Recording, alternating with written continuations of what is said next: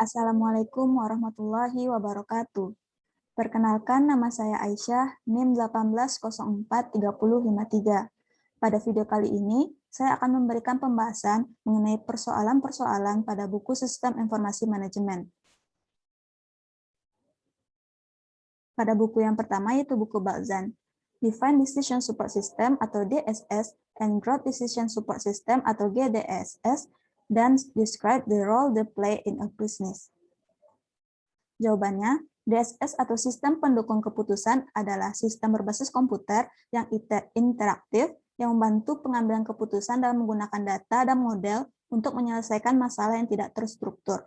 Sedangkan DSS atau sistem pendukung keputusan adalah sistem berbasis komputer interaktif yang memfasilitasi sejumlah pembuatan keputusan yang bekerja sama dalam kelompok dalam menemukan solusi untuk masalah yang tidak terstruktur.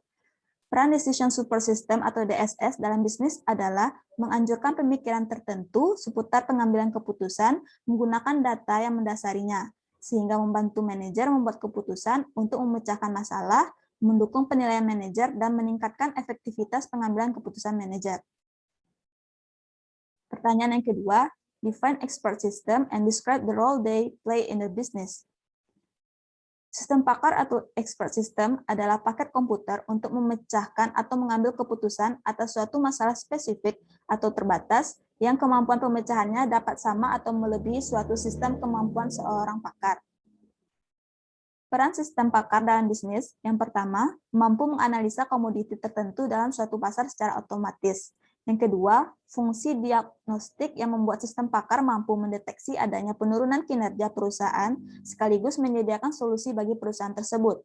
Dan yang terakhir, sistem ini membantu pada konsultasi tentang program kredit bantuan pada institusi publik. Pertanyaan yang ketiga, how can a manager use automation, streamlining, and business process reengineering to gain operational efficiency and effectiveness? Jawabannya, otomasi adalah proses komputerisasi tugas manual yang membuatnya lebih efektif dan efisien, sekaligus menurunkan biaya operasional, yaitu sistem pemrosesan transaksi atau TPS dan penggajian. Penyederhanaan meningkatkan efisien proses dengan menyederhanakan atau menghilangkan langkah-langkah yang tidak perlu, juga menghilangkan kemacetan yang terjadi pada saat sumber daya mencapai kapasitas penuh dan tidak dapat ditangani permintaan tambahan. Sedangkan Business Process Reengineering atau BPR adalah analisis dan desain ulang alur kerja di dalam dan di antara perusahaan. Ketika memilih proses bisnis untuk direkayasa ulang, manajer dengan bijak berfokus pada proses inti yang penting bagi kinerja daripada proses marginal dengan dampak yang kecil. Pertanyaan yang keempat, what is artificial intelligence? What are the 5 types of AI system? And what's application of AI over the great business value? Jawabannya, AI atau kecerdasan buatan adalah simulasi proses kecerdasan manusia yang dilakukan oleh mesin, khususnya sistem informasi. Proses ini meliputi pembelajaran, penalaran, koreksi diri. Beberapa aplikasi AI termasuk sistem pakar, pengenalan suara, dan visi mesin. Terdapat 5 jenis kecerdasan buatan. Yang pertama itu sistem pakar. Yang kedua, jaringan saraf. Yang ketiga, algoritma genetika. Yang keempat, agen cerdas. Dan yang kelima, realitas virtual. Sedangkan aplikasi AI yang menawarkan nilai bisnis terbesar adalah sistem pakar atau expert system.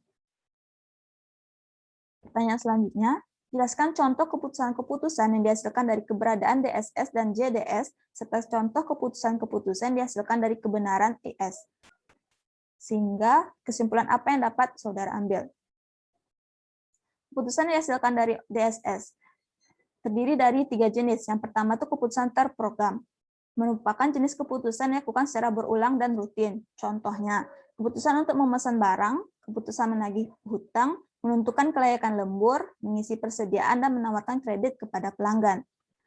Yang kedua, keputusan semi terprogram, merupakan keputusan yang bersifat sebagian keputusan dapat diselesaikan oleh komputer, namun keputusan lain tetap harus diselesaikan dengan keputusan itu sendiri. Contohnya, mengevaluasi kredit, menjadwalkan produksi, mengendalikan persediaan, merancang rencana pemasaran, dan mengembangkan anggaran departemen. Dan yang ketiga, keputusan tidak terprogram, merupakan keputusan yang penanganannya rumit, karena tidak terjadi secara berulang atau jarang terjadi. Contohnya, dari keputusan ini adalah investasi atau pengembangan dalam teknologi baru, keputusan untuk bergabung dengan perusahaan lain, dan perekrutan eksekutif. Sedangkan keputusan yang dihasilkan oleh JDSS, contohnya pada perusahaan IBM, memulai sistem pendukung keputusan kelompok untuk memperbaiki pertemuan kelompok. Contoh pada kasus di mana melibatkan manajer pabrik karena tidak dapat mengidentifikasi penyebab masalah dengan shop floor control. Tahap-tahap keputusannya, setelah bertemu dengan fasilitator sistem pendukung keputusan kelompok perusahaan, manajer memutuskan untuk memiliki 10 karyawan pabrik, dirinya sendiri dan 2 analisis junior untuk berpartisipasi dalam sistem pendukung keputusan kelompok. Mereka akan menggunakan brainstorming dan voting elektronik untuk menyelesaikan masalah shop floor control. Tahap selanjutnya itu manajer dan fasilitator memutuskan topiknya adalah apa isu utama dalam memperbaiki shop floor control. Selanjutnya, setelah melakukan brainstorming selama 35 menit dan mengumpulkan 645 baris saran, gagasan dan komentar tentang bagaimana memperbaiki shop floor control, manajer menemukan bahwa dia mendapatkan informasi bermanfaat tentang masalah ini untuk pertama kalinya. Sebuah daftar disusun dari komentar dan kemudian anggota kelompok menentukannya sesuai dengan urutan kepentingannya. Dan hasilnya dipajang dan didiskusikan berlangsung selama 10 menit. Manajer mengucapkan terima kasih kepada para peserta dan memberikan hard file dari semua diskusi yang di kelompok.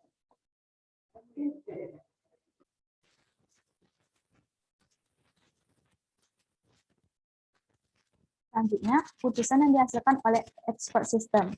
Yang pertama terdiri dari interpretasi, di mana membuat kesimpulan atau deskripsi dari sekumpulan data mentah, pengambilan keputusan dari hasil observasi termasuk analisis citra, interpretasi sinyal, dan lain-lain. Dan yang kedua, prediksi, memproyeksikan akibat-akibat yang dimungkinkan dari situasi-situasi tertentu. Contohnya, melakukan prediksi demografi, prediksi ekonomi, dan lain-lain. Dan tahap yang ketiga yaitu diagnosis, menentukan sebab malfungsi dan situasi kompleks yang didasarkan pada gejala-gejala yang teramati diagnosis medis, elektronis, mekanis, dan lain-lain. Yang tahap keempat, perancangan atau desain, melakukan konfigurasi komponen-komponen sistem yang cocok dengan tujuan kinerja tertentu yang memenuhi kendala-kendala tertentu. Contohnya, perancangan layout sirkuit dan bangunan. Tahap selanjutnya itu perencanaan, merencanakan serangkaian tindakan yang akan dapat mencapai sejumlah tujuan dengan kondisi awal tertentu. Contohnya perencanaan keuangan, militer, dan lain-lain. Tahap selanjutnya yaitu monitoring, membandingkan hasil pengamatan dengan kondisi yang diharapkan, contohnya dengan menggunakan computer-aided monitoring system. Selanjutnya yaitu debugging, yaitu menentukan atau menginterpretasikan cara-cara untuk mengatasi malfungsi, contohnya memberikan resep obat terhadap kegagalan. Tahap selanjutnya yaitu instruksi, di mana mendeteksi atau mengkoreksi defisiensi dalam pemahaman domain subjek, contohnya melakukan instruksi untuk diagnosis dan debugging. Dan yang tahap terakhir itu kontrol, melakukan mengatur tingkah laku suatu environment yang kompleks. Contohnya melakukan kontrol terhadap interpretasi, prediksi, perbaikan, dan monitoring kelakuan sistem.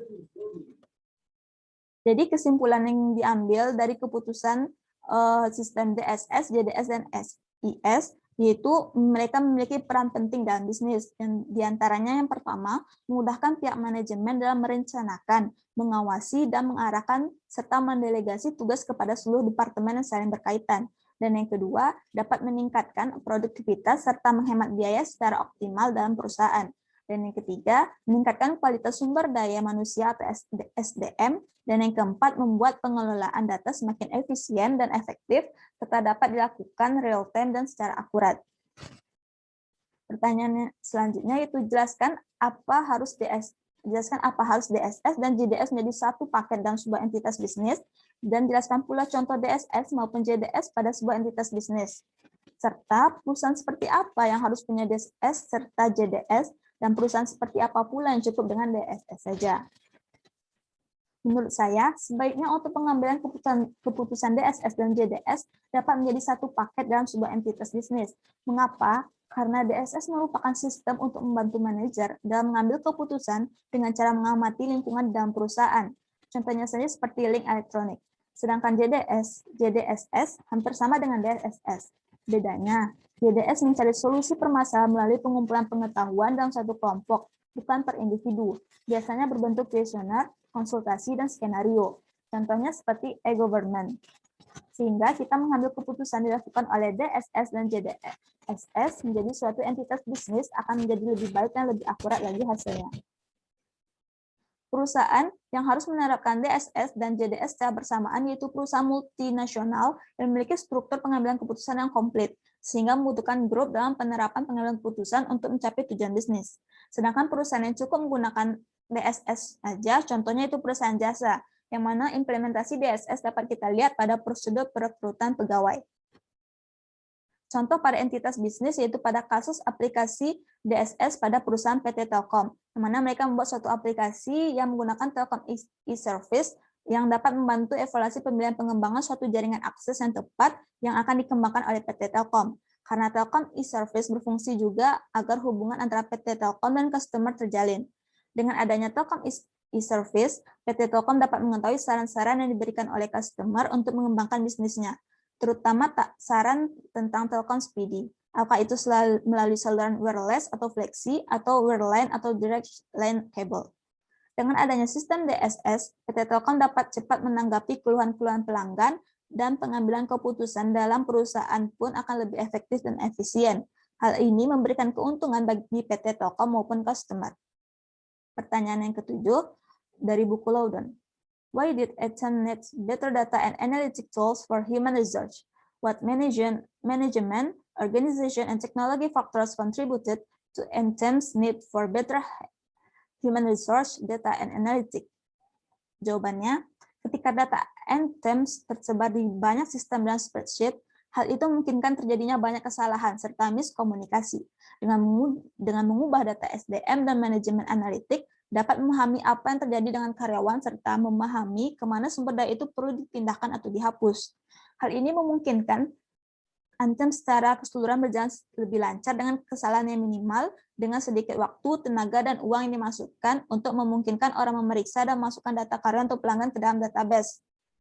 Dan teknologi terakhir terus berkembang dalam bisnis, dan dengan peningkatan Eton, mereka dapat menghemat lebih banyak uang, jadi lebih produktif, memprediksi apa yang terjadi masa depan dengan peningkatan komunikasi dan waktu yang respon dengan datanya.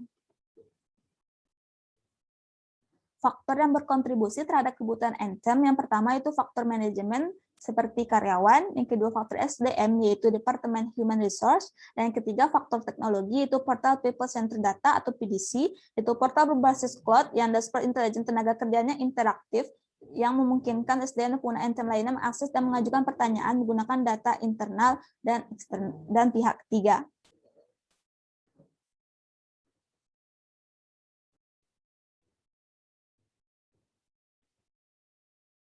Pertanyaan yang kedua dari buku Loudon, describe the business intelligence capabilities of the PDC portal. Jawabannya, Eton sekarang menggunakan portal PDC yang membantu bisnis memahami seberapa banyak orang yang dipekerjakan, penggajiannya berapa banyak pekerjaan yang hampir pensiun, dan yang paling penting adalah bagaimana mereka menggunakan dan di mana mereka menggunakan sumber daya mereka, dan kemungkinan di mana tidak ada yang menggunakannya.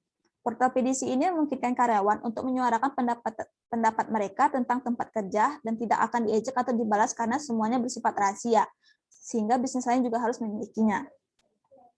Pertanyaan yang ketiga dari buku Loudon, what groups in the company benefits from Eton's new analytical tools? Explain your answer. Jawabannya, setiap orang mendapatkan keuntungan dari alat analisis baru Eton. Contohnya seperti manajemen. Mereka tahu cara menggunakan sumber daya mereka dengan lebih baik dan mendapatkan lebih banyak data tentang kinerja karyawan mereka dan di mana mungkin perlu ada perbaikan di tempat kerja. Selanjutnya yaitu karyawan, di mana mereka memahami peran mereka sehingga lebih mudah dilacak dan menyuarakan pendapat mereka tentang praktik bisnis dan produktivitas tanpa harus khawatir menemukan atau mengirim email kepada si bos. Secara keseluruhan, ini telah meningkatkan produktivitas sumber daya manusia Eton dengan lebih sedikit data yang tersebar di dalam lembar data. Hal ini memungkinkan human resource untuk memahami apa yang sebenarnya terjadi dengan karyawannya dan bagaimana meningkatkan lebih baik dengan data yang ditingkatkan dan waktu respons untuk data tersebut. Secara keseluruhan, semuanya meningkat pesat. Juga membantu pada divisi akuntansi memahami berapa banyak orang yang dipekerjakan, penggajian, berapa banyak pekerja hampir pensiun.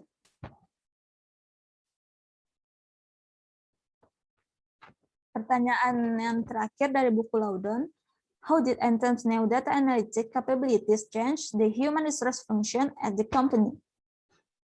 Jawabannya, secara keseluruhan, hal ini meningkatkan produktivitas sumber daya manusia Anthems dengan memiliki lebih sedikit data yang tersebar di lembar data. Hal ini memungkinkan human resource untuk memahami apa yang sebenarnya terjadi dengan karyawannya dan bagaimana meningkatkan lebih baik data ini dan bagaimana untuk meningkatkan data yang lebih baik dengan waktu respon terhadap data tersebut, sehingga secara keseluruhan semuanya akan meningkat pesat. Baik, sekian presentasi dari saya. Saya mohon maaf apabila ada kesalahan. Wabillahi taufiq wal hidayah. Wassalamualaikum warahmatullahi wabarakatuh.